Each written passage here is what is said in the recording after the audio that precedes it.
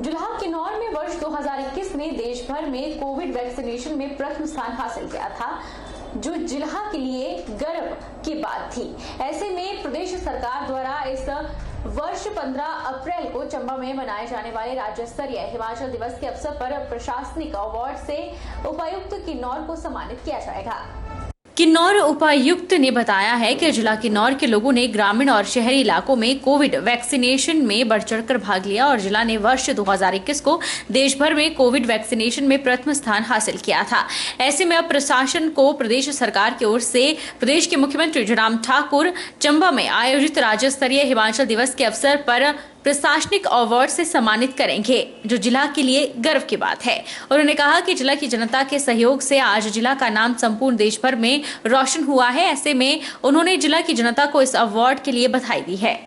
जी, जैसे कि हमारा किन्नौर जिला देश का प्रथम जिला बना था कि जो फुल्ली वैक्सीनेटेड जिला था, तो इसलिए हमने जो है हमें हमारी इस काम को रिकॉग्नाइज करते हुए प्रदेश सरकार ने हमें सिविल सर्विसेज अवार्ड इस साल का जो 2022 का है वो हमें देने का अभी हमें चिट्ठी आई है, घोषणा किया हुआ है, जिसमें जो हिमाचल डे 15 अप्रैल को चंबा में मनाया जा रहा है उसमें हमें मिलेगा। तो मैं कल जो है ये अवार्ड लेने यहाँ से जाऊंगा। ये बड़े पूरे किन्नौर के लिए गर्व की बात है और स्पेशली डिस्ट्रिक्ट एडमिनिस्ट्रेशन के लिए बड़ी अप्रिसिएशन की बात है कि जो उनकी मेहनत थी वो रिकग्नाइज की है स्टेट लेवल पर। और किन्नौर के लोगों को भी मैं धन्यवाद देता हूँ क्योंकि उन्होंने भी बढ़ चढ़ के हमें साथ दिया था इस पूरे वैक्सीनेशन के प्रोग्राम। बद्दी बरोटीवाला नालागढ़ में इन दिनों गंदगी से आमजन का बुरा हाल हो गया है। पहले तो लोगों के घरों के आगे ही कचरे का ढेर देखा जा रहा था, पर अब तो सरकारी संस्थान और अस्पतालों में भी कूड़े का अंबार लगा पड़ा है।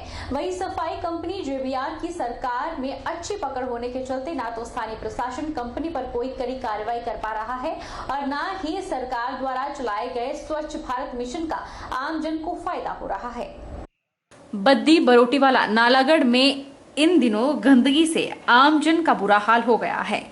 अब तो हाल यह है कि सफाई कंपनी की पहुंच के आगे प्रशासन भी घुटने टेक चुका है और गंदगी को छुपाने के लिए तरह तरह के नए तरीके ढूंढ रहा है, जिसका नजारा नालागढ़ के सरकारी अस्पताल के गेट के साथ लगे कूड़े के भंडार को देखकर लगाया जा सकता है, जिसे ढकने के लिए गेट पर प्रशासन द्वारा कंबल तक टांग दिया गया है, जिससे लोगों को वहां पर पड़ी गंदगी न दिख सके। वहीं जब इस पूरे मामले पर बीएमओ नालागढ़ आनंद शर्मा से बात की गई तो उन्होंने कहा कि पिछले 1 महीने से जेबीआर कंपनी द्वारा कचरा नहीं उठाया जा रहा है, जिसके चलते अस्पताल में कूड़े का ढेर लग चुका है। उनके द्वारा कई बार कंपनी के कर्मचारियों से बात की गई, पर उनके द्वारा अभी तक कूड़ा नहीं उठाया गया और जल्द ही इस कूड़े का समाधान करवा दिया जाएगा। वार्ड नंबर 1 की पार्षद शालिनी शर्मा से बात की गई तो उन्होंने बताया कि वह खुद भी शिकायतें कर चुकी है और अब तो लोग भी उन्हें खरी खोटी सुनाने लग गए हैं।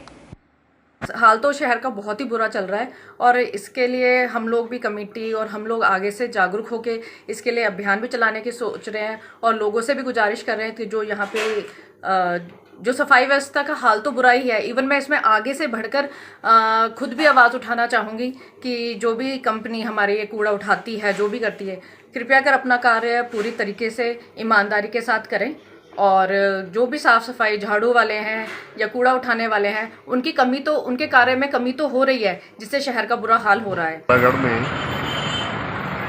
बहुत बुरा हाल है, गंदगी चारों तरफ फैली हुई है।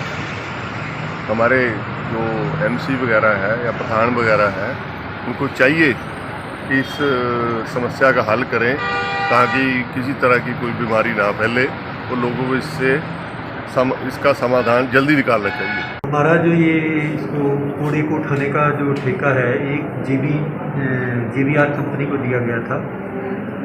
उस कंपनी ने यहाँ से कूड़ा 1 महीने से नहीं उठाया।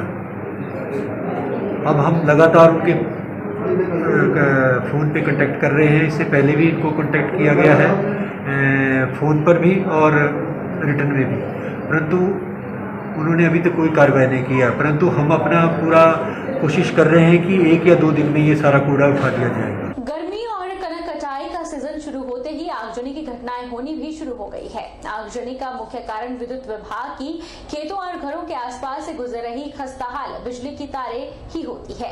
वहीं कल देर शाम विद्युत विभाग के इस लापरवाही के चलते मलकाना गांव के एक गुर्जर समुदाय का खड़पोश घर पूरी तरह से जलकर राख हो गया। इंदौरा में बिजली की तार टूटने से गुर्जर परिवार का आशियाना जलकर राख हो गया। कल देर शाम विद्युत विभाग की लापरवाही के चलते मलकाना गांव में एक गुर्जर समुदाय का खड़पोश घर पूरी तरह से जलकर सुहा हो गया, जिसमें परिवार के खाने पीने योग्य और वस्त्र एक चीज तक नहीं बची। पीड़ित परिवार के मुख्य कमालदीन पुत्र शेर अली ने बताया कि अचानक उनकी नजर खड़पोश झोंपड़ी पर पड़ी और देखा कि उसको आग लगी हुई थी और बड़ी मुश्किल से अपने परिवार सदस्यों और अंदर बंधी हुई भैंसों को जलते हुए वहां से बाहर निकाला। देखते ही देखते आग ने भयंकर रूप धारण कर लिया और चंद मिनटों में ही पूरे घर को स्वाहा कर दिया। सूचना मिलते ही मलकाना पंचायत के प्रधान मौके पर पहुंचे और स्थिति का जायजा लिया। मौके पर पुलिस प्रशासन को सूचित किया गया। पीड़ित ने बताया कि खड़पोश घर के ऊपर से जा रही बिजली की तार टूटने से यह आग लगी है। इस आगजनी में उनकी 50,000 की नकदी और 5 पुत्र वधुओं के लगभग 6 लाख के रुपए के सोने के आभूषण भी आग की भेंट चढ़ गए हैं। महोदय से बेनती करूंगी कि इन गुजरों का जो डेरा था वो जल के बिल्कुल राख हो चुका है। जो भी इनके पास था सामान, कपड़ा टल्ला जो भी था इनका जल करके जो है राख हो गया है। इनका जो भी सामान था सब जल गया है। ये बेचारे डंगर पाल करके अपना गुजारा करते थे। इनको जो भी राहत सामग्री है जल्द से जल्द दी जाए, मैं महोदय से बेनती करूंगी। हिमाचल प्रदेश में 2022 के अंत में विधानसभा चुनाव होने जा रहे हैं। मुख्यमंत्री जयराम ठाकुर ने दावा किया है कि विकास के दम पर सरकार मिशन रिपीट करेगी। सरकार के दावों में कितनी सच्चाई है, इसका उदाहरण जिला चंबा के विकास खंड सलूणी की पंचायत सलूणी के गांव एहनी के साहब सिंह के घर में जगजाहिर हो रहा है। हिमाचल प्रदेश की भाजपा सरकार के दावे चंबा जिला में खोखले साबित हो रहे हैं। बीपीएल परिवार से संबंध रखने वाला साहब सिंह एक कच्चे लकड़ी नुमा मकान में अपने 4 सदस्यों परिवार के साथ और पशुओं के साथ रहने को मजबूर है। सरकार द्वारा वर्ष 2022 के अंत तक देश के हर गरीब परिवार को प्रधानमंत्री आवास योजना के तहत पक्का मकान देने का लक्ष्य रखा गया है। फिर साहब सिंह तक यह योजना क्यों नहीं पहुंच पाई? साहब सिंह ने मकान में एक तरफ चूल्हा और दूसरी तरफ पशु बांधे हैं। उसी मकान में परिवार रहता है और सोता भी है। पशुओं के गोबर की बदबू के बीच साहब सिंह का परिवार खाना पकाने के साथ खाने खाने को भी मजबूर है। साहब सिंह के मकान की इतनी दयनीय हालत है कि बारिश होने पर मकान में पानी टपकने से बच्चों की किताबें गीली होने लगी है और उनकी पढ़ाई पर भी असर पड़ रहा है। हालांकि साहब सिंह अपने स्तर पर सरकार से मिलने वाले मकान को पाने के लिए पंचायत से लेकर विभागों के अधिकारियों के पास कई बार फरियाद लगा चुका है, लेकिन उनकी ओर से अभी तक साहब सिंह को आश्वासन के सिवा कुछ नहीं मिला। सरकार विकास का दावा करती है तो उस विकास को साहब सिंह के घर तक क्यों नहीं पहुंची? कि हम 4 परिवार है, 4 परिवार है, एक लड़का एक लड़की है, घरवाली है और 4 पशु है मेरे पास। हम एक ही मकान में रहते हैं यहाँ। तो जब भी पंचायत के पास जाओ या किसी अफसर के पास जाओ तो आश्वासन देते हैं कि भाई आज नहीं कल आपका काम हो जाएगा। तो काम करते करते देखते देखते मेरे को 20 साल हो गई, 25 साल। तो 400 रुपया दिहाड़ी मिलती है ना, उसमें घर कैसे बनाओ, परिवार के बच्चे पढ़ रहे हैं। 2 कमरे और एक बरामदा, उसके बाहर जो कमरा है वहां पे पशु बांधे हुए थे। तो घर की स्थिति तो ठीक नहीं है, पर इसका चयन जो है प्रधानमंत्री आवास योजना आवास प्लस में हुआ है, बट सीरियल नंबर 156 है इसका। तो जैसे जैसे प्राथमिकता के आधार पर लक्ष्य प्राप्त होगा तो इसको लाभान्वित किया जाएगा। इसके अतिरिक्त पंचायत को ये भी बोला गया कि अगर इसका नाम मुख्यमंत्री आवास योजना में उनके द्वारा ग्राम सभा के समक्ष रख के अगर प्रस्तावित किया जाता है और ग्राम सभा इसको अप्रूव कर देती है तो इनको फिर मुख्यमंत्री आवास योजना में लाभान्वित कर दिया जाए। सोलन शहर में लगातार पानी का संकट गहराया हुआ है। शहर में 2 से 3 दिन बाद पानी की आपूर्ति की जा रही है। अश्विनी खड्ड में गंदा पानी आने के बाद गिरी पेयजल योजना से पानी की सप्लाई की जा रही है। जहां एक और शहर में पानी की किल्लत है तो वहीं दूसरी तरफ शहर में जगह जगह पानी की लीकेज हो रही है। सोलन शहर में लगातार पानी का संकट गहराया हुआ है। शहर में 2 से 3 दिन बाद पानी की आपूर्ति की जा रही है। वहीं शहर के जुनाजी अस्पताल रोड के बाद कोटला नाला में कॉलेज के पास पानी की पाइप लीक हो रही है, जिससे कहीं ना कहीं लोगों को काफी दिक्कतों का सामना करना पड़ रहा है। स्थानीय युवाओं का कहना है कि रोजाना इसी रास्ते से उनका आना जाना होता है। ऐसे में चलने में भी यहाँ पर काफी दिक्कत पेश आ रही है।